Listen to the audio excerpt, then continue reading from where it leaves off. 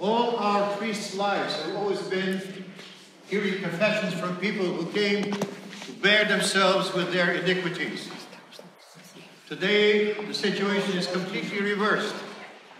We come all today naked. No vestments, no special privileges, just plain sinners. And we crawl to the church under the epitaphylions of our brothers in Christ, to tell Jesus Christ, to tell the priest, and to tell ourselves how unprepared, how wicked sometimes, how ungrateful we are. And in our nakedness, we beg God to come and to help us to realize how important it is to achieve humility in life. A beautiful, beautiful day of the 40 martyrs. We know the story. We repeat it and hear it 100 of times. But there's one little element which becomes conspicuously so great, reaching up into eternity. 40 of them, we know the story. One gives up, he's replaced. But then the conclusion of the story is extremely important, especially to us priests.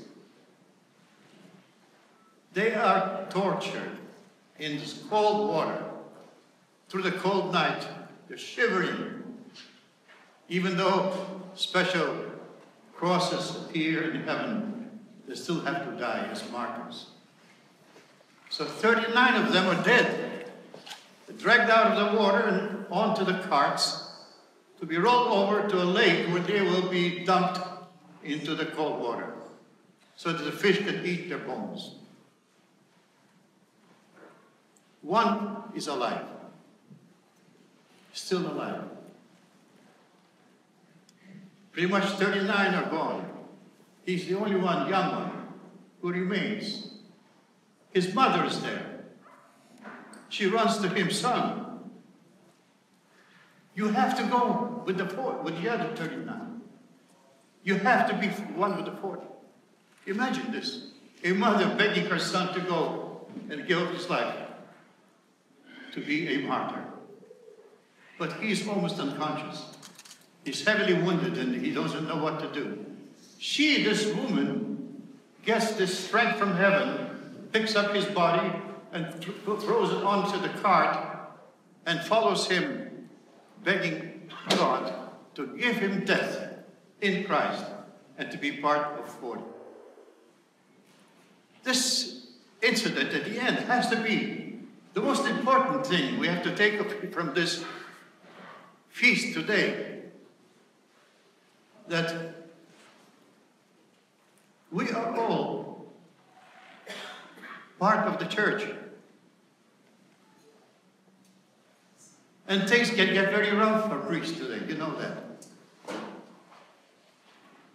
But we always have to remember that in our priestly martyrdom, we always have our mother church.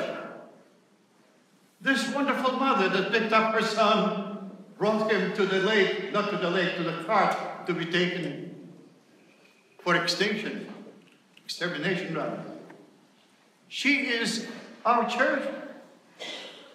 Our mother is our church. We're part of this family, so to speak. And our church is always with us at the most difficult times of our lives, as with this young man, the new martyr. This we should never forget. We are so fortunate that we have our loving Mother Church who can take us, who can put us on the cart, who can ask us to go to the end of our martyrdom, who will see that we get to the lake, that we are deposited with the rest of the ones who are being martyred for Christ. The church, the mother, is always with us and will be with us till the end of times. How many times we forget this? How many times we don't want to serve the church because we are tired or despondent? And yet each time our dear Mother Church raises up from this iniquity and puts us back on the road to serve God and to serve the people that God gave to all of us. These wonderful, beautiful people, souls, who come to us naked because they are so ashamed of their lives. And we clothe them. We cover them with our blessing, with our grace through God, or rather from God through us. And they leave us in joy, in a new life. You see these faces. I'm an old man. I've served 50 plus years in the church. And I have seen these beautiful smiling faces. These people who are finally at rest. Some of them come back the next day. They want to run. You want to go against the confession? No. Father, I just want to thank you. How I feel today and how I felt yesterday is a tremendous change. Thank you. Yes, this happens all along. This is what we have from God.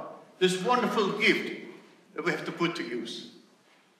So I would like to today be thankful to all of you, dear friends and brothers, for having served with us, for having been together through many, many difficult and yet so beautiful and wonderful occasions of our life in the church. It's a wonderful feast. I'm getting to the point, of course, of very difficult times in my life. My health. I don't know if I'll be here next year. That's in God's hands. But while I'm still here, I want to be expressing my deepest gratitude to our dear Lord. A lot of times people are brought here in coffins. The coffin is in the middle of the church. The dead person lies there at stake. But where does he look, or she? I always tell this to the people. In the coffin, they look straight up into the dome.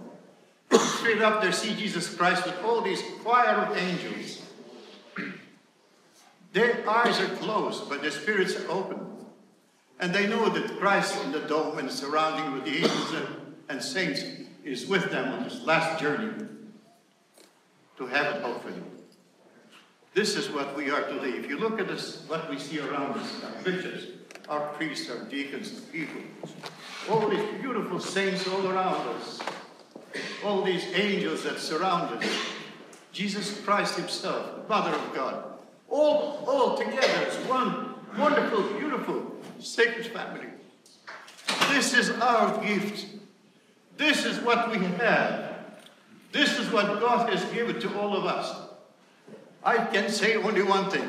We're so lucky. We're so beautiful. We're so wonderful that God picked us to be his tools in doing his job here on this world. Therefore, we can do only one thing. Be thankful in return to God. Express to him all our gratitude as much as we can for giving us this beautiful, beautiful way of life and being able to help other people who are in need, who need us, who need the church. And I ask all of you to please remember, anytime you falter, always call on your mother. Mama. The church is Mama. The church is our mother. She will never let us go without help. She will always be mother to us. And this is what we should never forget. And as a result, be thankful to the Lord, to our church, to the Mother of God, to the saints, and to all our beautiful people who work together to make life better. I thank all of you for many, many years of being friends, being supportive. Frankly, I don't have a single enemy, because the way things are, I always loved all of you, as you love me, I think. I hope so. And today, I'd like to just say this short. It's not a farewell, but just thank you. As Apostle Paul says these beautiful three precepts. He says, whatever happens in our lives, whatever we meet, remember three things. That's all you have to do. It's a little job, but it's infinity. Remember just three things in your life, in that sequence.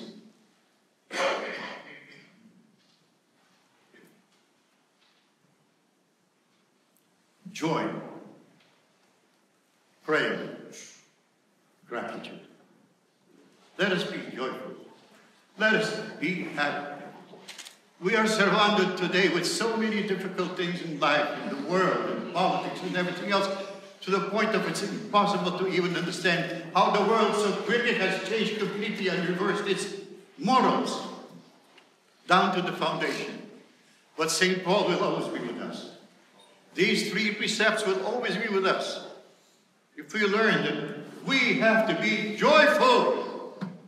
Let's all be joyful. Radices. Radices. The first word that came from Jesus Christ to his disciples was, joy to you, as he resurrected from the dead. We have to do the same, not just on Easter Day, but every day of our life, every hour, minute of our lives. Tell this message to all the people you meet. Be joyful. Let joy be the source of our life.